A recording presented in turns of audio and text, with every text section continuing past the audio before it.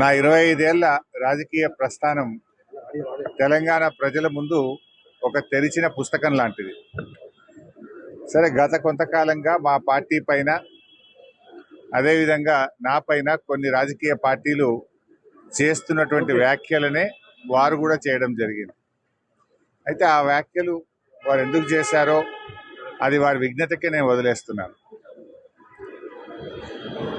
కేసీఆర్ గారి నాయకత్వంలో గత 2.5 దశాబ్దాల కాలంగా ఒక క్రమశిక్షణ కలిగిన కార్యకర్తగా రాష్ట్ర సాధనలో, రాష్ట్ర అభివృద్ధిలో నేను చూపిన నిబద్ధత, నా పాత్ర అందరికీ తెలిసినటువంటిదే. ఈరోజు రాష్ట్రంలో ఎరువులు దొరకక ఒకవైపు రైతులు గోసపడతా ఉన్నారు, మరొక వైపు వరద ప్రాంతాల ప్రజలు అనేక ఇబ్బందుల్లో ఉన్నారు.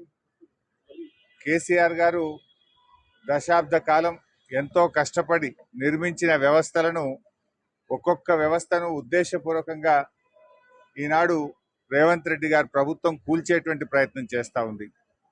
సో ఇటువంటి పరిస్థితుల్లో కష్టాల్లో ఉన్న ప్రజల్ని ఆదుకునే విషయంలో, తెలంగాణ ద్రోహుల చేతుల్లో నుంచి ఈ రాష్ట్రాన్ని కాపాడుకునే విషయంలో మా దృష్టి అంతా ఉంటుంది. సో మేము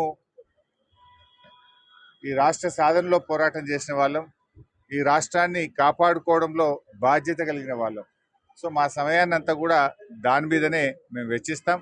తప్పకుండా కేసీఆర్ గారి నాయకత్వంలో తిరిగి బీఆర్ఎస్ పార్టీని అధికారంలో తెచ్చుకొని ఈ ప్రజలు పడుతున్న కష్టాలను తొలగించడానికి అందరం కలిసికట్టుగా ముందుకు సాగుతాం.